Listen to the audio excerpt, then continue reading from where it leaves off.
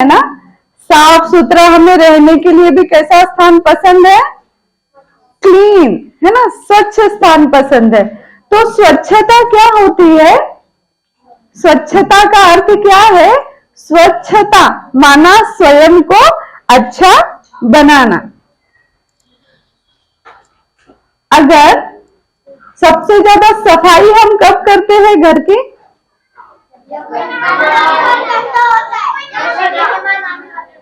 जब मेहमान आने वाले होते हैं, खास करके त्योहार पर, खासकर कब करते हैं? हाँ, जो कॉमन सफाई होती है वो दिवाली के समय, दीपावली के समय करते हैं ना। आप लोगों में से कौन कौन करते हैं सफाई? अच्छा, सभी करते हैं मम्मी पापा के साथ। सफाई क्यों करते हैं? क्योंकि घर अच्छा दिखे। तो एक ही दिन अच्छा दिखना चाहिए? अच्छा, तो दीपावली में हम इसलिए सफाई करते हैं क्योंकि घर अच्छा दिखे। और क्या कारण है दीपावली में सफाई का? हाँ, लक्ष्मी, हाँ, लक्ष्मी हमारे ऊपर प्रसन्न हो। अच्छा, हम लक्ष्मी को प्रसन्न क्यों करना चाहते हैं? एक एक बताइए, उनका आशीर्वाद क्यों चाहिए?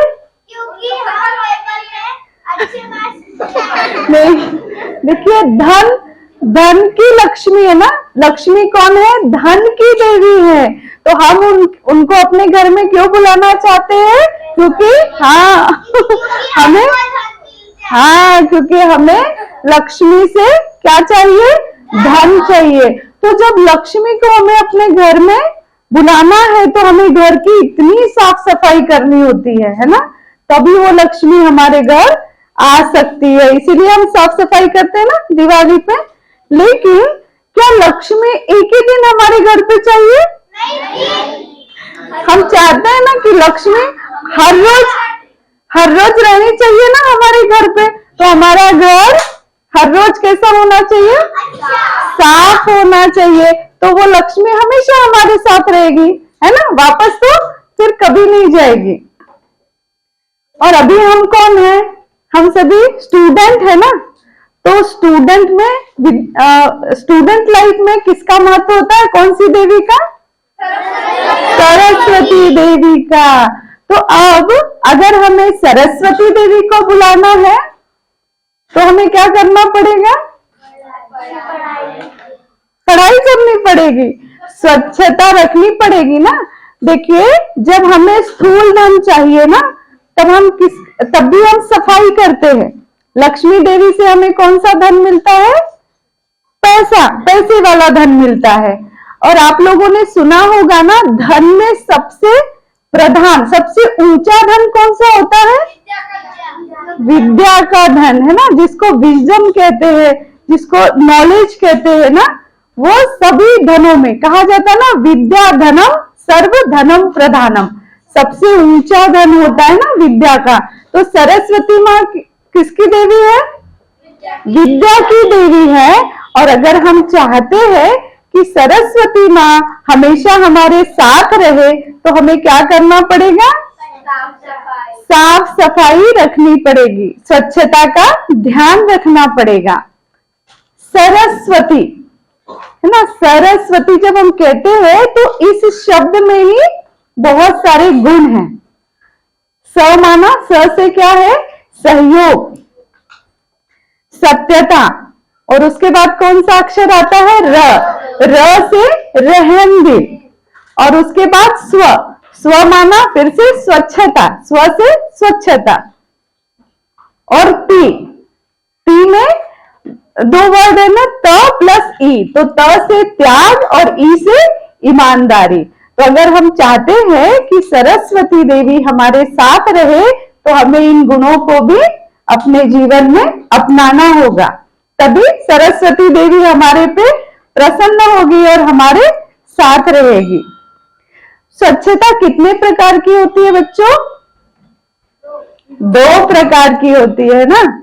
एक है बाहरी स्वच्छता और दूसरी है आंतरिक स्वच्छता। अब बाहरी स्वच्छता में क्या होता है? बाहर स्वच्छता रखनी पड़ती है, बराबर है। बाहरी स्वच्छता में सबसे पहले है हमारा तन। हमें शरीर की स्वच्छता करनी होती है, क्योंकि सबसे जरूरी है सबसे पहले तन की स्वच्छता। तन की स्वच्छता में क्या क्या आता है? रोज स्नान करना, ब्रश करना, स्वच्छ कपड़े पहनना, नाखून आदि समय पर कट करना, ये हो गई तन की स्वच्छता, है ना। तन की स्वच्छता इसी को कहते हैं। आपको एक कहानी सुनाऊं एक बच्चे की, जो आपके ही जैसा बच्चा था, इसी एज का। आपको पता है एक बच्चा स्कूल तो जाता था, लेकिन वो स्वच्छ नहीं रहता था। वो बिना स्नान किए अस्वच्छ कपड़े पहनकर ऐसे ही स्कूल जाता था रोज। तो उसके साथ कोई भी बैठना पसंद नहीं करते थे। क्यों नहीं पसंद करते होंगे?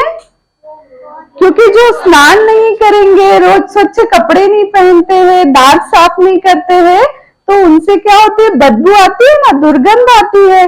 तो इसीलिए कोई भी उस बच्चे से दोस्ती नहीं करता था। टीचर ने भी बहुत समझाया, परंतु वो नहीं माना। फिर टीचर ने क्या किया, एक दिन उसको आईना दिखाया, और जब उस बच्चे ने अपने आप को उस आईने में देखा तो वो रोने लग गया, क्योंकि उसको पता ही नहीं था कि मैं कैसा दिखता हूँ। फिर उसने देखा कि दूसरे तो बहुत साफ सुथरे हैं, अच्छे लग रहे हैं, और मैं ही ऐसा दिख रहा हूँ। फिर वो घर जाता है और नेक्स्ट डे जब स्कूल में आता है तो क्या होकर आता है? स्वच्छ बनकर आता है, स्नान आदि करके आता है, और स्कूल में फिर से उसको मिरर दिखाते हैं, आईना दिखाते हैं, और वो अपने आप को देखकर खुश हो जाता है, बहुत हंसने लगता है, और फिर सभी उसके दोस्त बनने लगते हैं धीरे धीरे करके, और वो प्रसन्न रहने लगता है। तो माना स्वच्छता का हमारे जीवन में कितना महत्व है। तो जब स्वच्छता है ना, तो हम प्रसन्न भी रहते हैं, खुश रहते हैं। अस्वच्छता में हम प्रसन्न नहीं रह सकते हैं, है ना। इसीलिए स्वच्छता का बहुत महत्व है। मुझे कहानी बताए। अच्छा, तो जो व्यक्ति अंदर और बाहर दोनों तरह से स्वच्छ होता है, वो सभी को अच्छा लगता है ना। तो हमें दोनों तरीके से स्वच्छ बनना है या नहीं बनना है? आप लोग सिर्फ चुपचाप सुन रहे हो, किसको किसको अंदर और बाहर दोनों तरीके से स्वच्छ बनना है। Very good. आप तो स्वच्छ हो ही, लेकिन जो भी कमियां हैं आज हम वो निकाल देंगे अपने जीवन से। तो हम समझते हैं कि ब्रांडेड कपड़े पहनने से, है ना, परफ्यूम लगाने से, मेकअप करने से हम सुंदर बन जाते हैं, ऐसा समझते हैं ना। लेकिन बच्चों, उससे हम अच्छे नहीं, सुंदर नहीं दिखते हैं, बल्कि हमारी असली सुंदरता क्या है? जितना हम सिंपल रहते हैं, सादा रहते हैं, सच्चा रहते हैं, उतना ही हम औरों को अच्छे लगते हैं। तो हमारा सच्चा श्रृंगार क्या है? सादगी और स्वच्छता, जिससे हम अच्छे बन जाते हैं।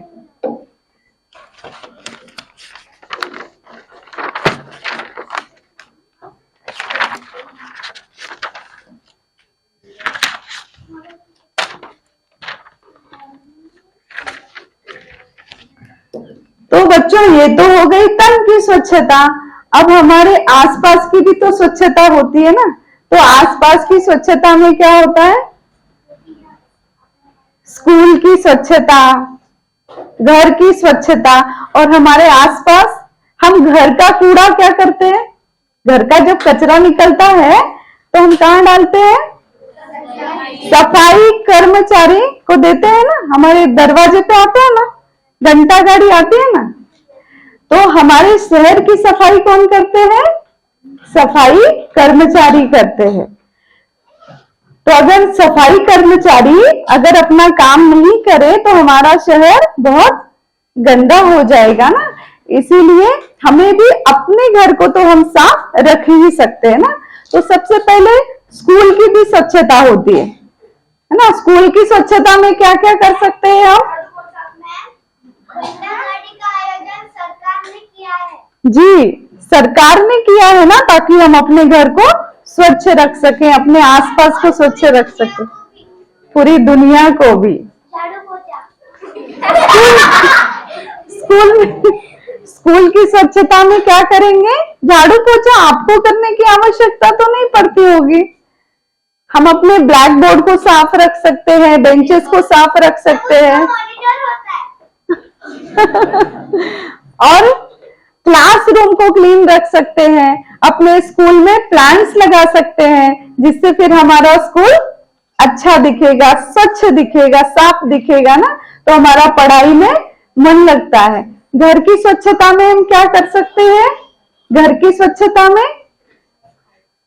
क्लीन तो रखना ही, हमें झाड़ू तो लगाना ही होता है, लेकिन साथ साथ चीजें जगह पर रखना है ना। जैसे बर्तन है तो उसको जगह पर अरेंज करके रखना। छोटी छोटी चीजें होती है ना, वस्तुएं, सुई, धागा, कैंची, जो भी चीजें होती है, जब उसको हम जगह पर अरेंज करके रखते हैं तो हमारा घर स्वच्छ दिखता है।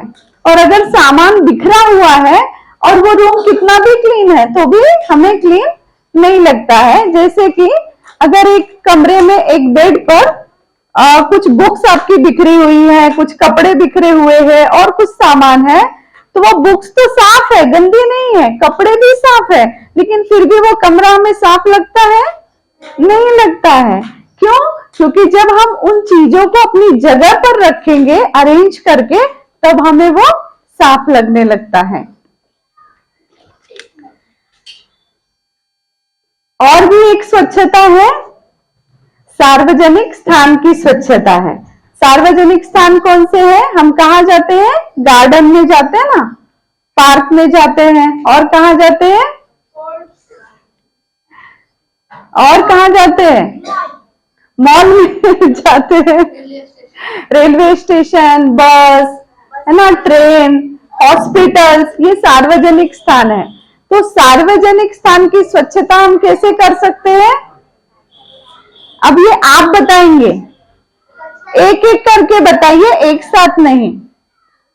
हाँ, एक एक करके हैंड रेज करिए और बताइए सार्वजनिक स्थान की हम स्वच्छता कैसे रख सकते हैं। बताओ। हमारे पास जो भी कचरा है हम डस्टबिन में डालेंगे। हाँ, हमारे पास का कचरा हम वहां नहीं डालेंगे बल्कि डस्टबिन में डालेंगे। Very good. और अगर वहाँ पर डस्टबिन में रखे होंगे तो हम हमारे बैग में डालेंगे या फिर हमारे डस्टबिन में डालेंगे। Very good. सपोज कई बार हमें वहां डस्टबिन नहीं दिखते हैं, तो भी हम उस कचरे को अपने साथ कैरी करेंगे और जहां हमें डस्टबिन मिलेगा हम वहां डाल सकते हैं। और बस इतना भी किया तो भी साफ सुथरा रह सकता। और भी होता है ना स्वच्छता में कि हम कहीं जैसे स्प्लिट नहीं करें, थूक देते हैं ना, तो वो भी खराब आदतें हैं, उससे भी फिर हमारा एटमॉस्फेयर खराब होता है, गंदा होता है। तो इन सब बातों का अगर हम सभी ध्यान रखें तो सार्वजनिक स्थान भी कैसे हो जाएंगे? स्वच्छ हो जाएंगे ना, जहां पर फिर हम ही जाते हैं ना वहां पर। तो इसीलिए हम आज से ये ध्यान रखेंगे। कौन कौन ये ध्यान रखेगा कि सार्वजनिक स्थान पर हम कभी अस्वच्छता नहीं फैलाएंगे? पक्का? आपकी फोटो निकल रही है? हाँ, ठीक है, हाथ नीचे करिए। अभी हम एक छोटी सी कहानी सुनेंगे। सुनेंगे कहानी? किसको किसको सुननी है? छोटी सी है। एक बार एक व्यक्ति होता है ना, तो उनको देवी माँ को अपने घर बुलाना होता है। तो वो रात में सोता है, तो उनको सपना आता है कि देवी माँ उनके सामने आई है, लेकिन वो घर में नहीं आ रही है।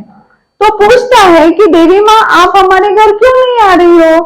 तो देवी माँ कहती है कि मैं आना तो चाहती हूँ, लेकिन आपका घर इतना गंदा है कि मैं आ नहीं सकती हूँ। फिर वो व्यक्ति दूसरे दिन उठकर पूरे घर की सफाई करता है और सफाई करते करते वो थक जाता है क्योंकि कचरा बहुत होता है। फिर वो सारा कचरा क्या करता है, कोनों में छुपा देता है जहां जगह मिलती है, और फिर सोचता है कि अब तो देवी माँ आ ही जाएगी। फिर नेक्स्ट फिर सोता है वो, फिर देवी माँ उसके सपने में आती है और कहती है कि मैं आना तो चाह रही हूँ, परंतु तुमने घर को साफ तो किया ही नहीं, कचरा अभी भी घर के कोने में बाकी है जो तुमने छुपा दिया है। फिर वो नेक्स्ट डे फिर उठता है और फिर पूरे घर की सफाई करके सारा कचरा दरवाजे पे लगा देता है, और फिर सोता है कि अब तो सोचता है कि देवी माँ तो आ ही जाएगी क्योंकि घर तो मैंने साफ कर दिया है। देवी माँ फिर आती है और कहती है मैं आना तो चाह रही हूँ, लेकिन मैं आऊं कैसे, कचरा तो कहाँ है, दरवाजे पर ही कचरा है, तो मैं अंदर कैसे आऊं। फिर वो व्यक्ति दूसरे दिन क्या करता है, वो कचरा सारा दरवाजे से हटाकर अपने पड़ोसी की तरफ कर देता है और अब सोचता है, अब बहुत निश्चित हो जाता है कि अब तो देवी माँ आ ही जाएंगी क्योंकि अब तो मैंने पूरा ही साफ कर लिया है। लेकिन आश्चर्य की बात ये होती है कि वो क्या देखता है कि देवी माँ तो उसके पड़ोसी के घर आ गई। तो वो पूछता है कि ऐसा क्यों किया आपने। तो देवी माँ कहती है कि तुम बाहर आकर तो देखो, तुम्हारे पड़ोसी ने अपना घर तो साफ किया ही, साथ साथ तुमने भी जो कचरा उसके दरवाजे पे डाला था, उसने उस कचरे को भी उठाकर डस्टबिन में डाल दिया है, वो भी बिना कंप्लेन के। तो इसीलिए मुझे आपके पड़ोसी के घर आना पड़ा। फिर ये सुनकर उस आदमी को बहुत आत्मग्लानि हुई, दुख हुआ, और उसने प्रतिज्ञा की कि आज के बाद कभी भी अपने घर का कचरा पड़ोसी के यहाँ नहीं डालूंगा, नहीं तो देवी माँ भी कहाँ जाएगी, पड़ोसी के यहाँ। इसीलिए हमें अपने घर को तो साफ करना ही है, लेकिन किसी और के घर को गंदा नहीं करना है। तो ये तो हो गई बाहरी स्वच्छता। अब हम चलते हैं आंतरिक, दूसरी स्वच्छता कौन सी है, आंतरिक स्वच्छता। अब आंतरिक स्वच्छता में क्या आता है, आंतरिक स्वच्छता माना पवित्रता, हमारे मन की स्वच्छता। अब मन की स्वच्छता में क्या क्या आता है, मन की अस्वच्छता क्या है, हमारी आलसी करना, बराबर है, जेलस होना, आलस आना, ये मन की अस्वच्छता। और क्या क्या है, लोभ करना और किसी के साथ घृणा रखना, ये क्या है, ये सब क्या है, मन की अस्वच्छता माना मन की अपवित्रता। तो एक बार एक और कहानी सुनेंगे।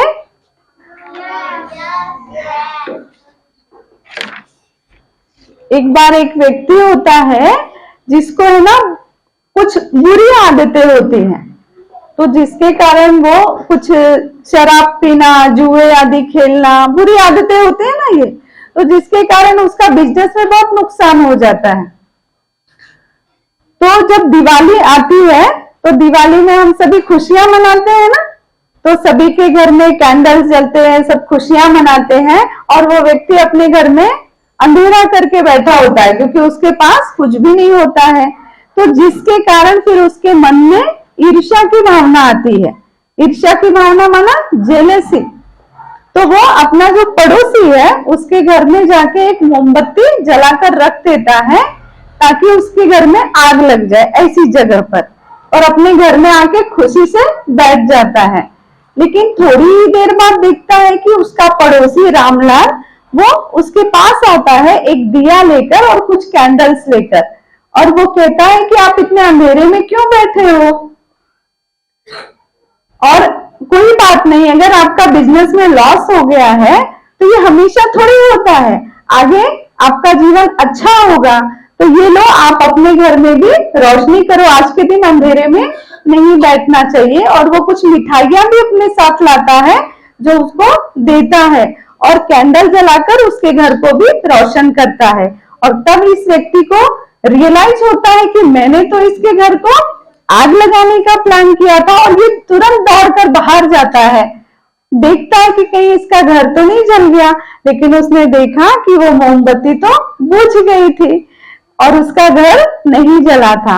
और फिर आकर उसको वो सब सच सच बता देता है कि मैंने आपके प्रति ऐसी भावना रखी, आपके घर को जलाने की कोशिश की, फिर भी वो जो उसका पड़ोसी रामलाल था उसने उसको माफ कर दिया और कहा कोई बात नहीं, परंतु आगे से ऐसा नहीं करना। और वो प्रतिज्ञा करता है कि मैं आगे से ऐसा कभी नहीं करूंगा। तो अगर हम दूसरे के बारे में, अगर अपने मन को दूषित करते हैं तो उसका परिणाम क्या होता है, हमारे ही जीवन में अंधकार होता है। तो इससे हमें क्या सीख मिलती है, हमें किसी के प्रति ईर्ष्या की भावना नहीं रखनी चाहिए। जैसे अभी आपको बताया गया ना, नफरत की भावना नहीं रखनी चाहिए। तो इससे क्या होता है, हमारा मन अस्वच्छ हो जाता है। स्वच्छ मन की निशानी क्या है, यहाँ पर आप यहाँ ईश्वरीय विश्वविद्यालय में आए हैं ना, तो यहाँ हमें कौन पढ़ाते हैं, शिव बाबा यानी परमात्मा हमें पढ़ाते हैं ना। तो परमात्मा ने हमें मन की आंतरिक स्वच्छता के बारे में बताया है कि आंतरिक स्वच्छता क्या होती है। 3 प्रकार से होती है, जिसको हम पवित्रता कहते हैं। एक तो होती है धन की पवित्रता। धन की पवित्रता, धन को कैसे पवित्र किया जा सकता है, जो धन हम कमाते हैं वो कैसे कमाएं, दुआओं के साथ जब हम कमाते हैं ना, परमात्मा की याद में जो धन हम कमाते हैं वो धन पवित्र धन कहलाता है। दूसरे है तन की पवित्रता। तन की पवित्रता कैसे रखेंगे, इस तन के द्वारा जो हम कर्म करते हैं तो वो कोई ऐसा कर्म ना हो जिसके द्वारा दूसरों को दुख पहुंचता हो, तो ये भी तन की अपवित्रता हो जाती है। तो ये हमें हमेशा ऐसा कर्म करना चाहिए जिससे दूसरों को सुख मिले, दूसरों की ब्लेसिंग मिले हमें इस तन के द्वारा। बोल भी हम कैसे बोले, दूसरों को सुख देने वाले बोल बोले, दूसरों को आनंद देने वाले बोल बोले, इससे हम तन की पवित्रता रख सकते हैं। और तीसरी है मन की पवित्रता। मन की पवित्रता में तो हमने देखा ना कि हमारा मन इतना साफ हो जो हर किसी के प्रति हमारे मन में अच्छे भाव हो। जैसा कि प्रफुल्लता बहन ने बताया ना कि सकारात्मक भाव हो, उनके प्रति शुभ भावना हो, उनका कल्याण हो, ये भी अच्छे बने। ऐसे भाव जब हम रखेंगे तो हमारा मन भी पवित्र होते जाएगा, स्वच्छ होते जाएगा। वैसे तो हमारे ओरिजिनल गुण कौन से हैं, अभी आपको बताया गया ना, कल आपको बताया था स्वयं के परिचय में कौन से गुण थे, 7 गुण बताया गया ना, है ना, जो हमारे मन की स्वच्छता है। ज्ञान, पवित्रता, सुख, शांति, प्रेम, आनंद और शक्ति। ये 7 गुण किसके हैं, हमारे ही है ना। तो अगर ये हमारे गुण है, हमारी ओरिजिनल क्वालिटी है, तो इसके अलावा अगर हमारी मन बुद्धि में कुछ और है तो वो क्या हो गई, अस्वच्छता हो गई ना मन की, है ना। अभी जैसे हमने देखा पेपर ये क्लीन था, तो जब ये 7 गुण हम आत्मा में रहते हैं तो हमारा मन कैसे होता है, क्लीन होता है, स्वच्छ होता है, पवित्र होता है। लेकिन जब उस मन में ऐसी नकारात्मक भावनाएं आती हैं, निगेटिव विचार आते हैं, तो वो मन कैसा बन जाता है, पवित्र रहेगा वो मन नहीं, अस्वच्छ बन जाता है ना वो मन। तो अगर घर की सफाई करनी होती है तो हम क्या करते हैं, कचरे को बाहर निकालते हैं ना। तो ये निगेटिव एनर्जी को क्या कहा जाता है पता है, नकारात्मक विचारों को डार्कनेस कहते हैं, अंधकार कहते हैं। तो अगर हमें इस अंधकार को अपनी लाइफ से, अपने मन से मिटा देना है सदा के लिए, तो हमें क्या करना पड़ेगा बच्चों, मालूम है? तो हमें जो हमारे गुण है, ये 7 गुण है ना, कौन से गुण है, ज्ञान, पवित्रता, सुख, शांति, प्रेम, आनंद, इनको अपने जीवन में लाना होगा। जैसे अगर हमें अंधेरे को दूर करना है तो हम क्या करते हैं, लाइट जलाते हैं ना, प्रकाश करते हैं, रोशनी करते हैं, तो अंधेरा अपने आप मिट जाता है। हम भगाते थोड़ी हैं कि थोड़ा थोड़ा करके। तो इसी प्रकार परमात्मा ने भी, जो हम आत्माओं के पिता है, हमें ये शिक्षा दी कि अगर हमें अपने मन को पवित्र बनाना है तो हमें रोज इन गुणों को अपने जीवन में धारण करने की प्रैक्टिस करनी है। हम कैसे प्रैक्टिस करेंगे? अगर मेरे मन में घृणा के विचार आ रहे हैं तो मैं क्या करूंगी? मैं ये कहूंगी घृणा मेरे मन से चली जाओ, तो वो चली जाएगी? नहीं। तो मुझे क्या करना पड़ेगा?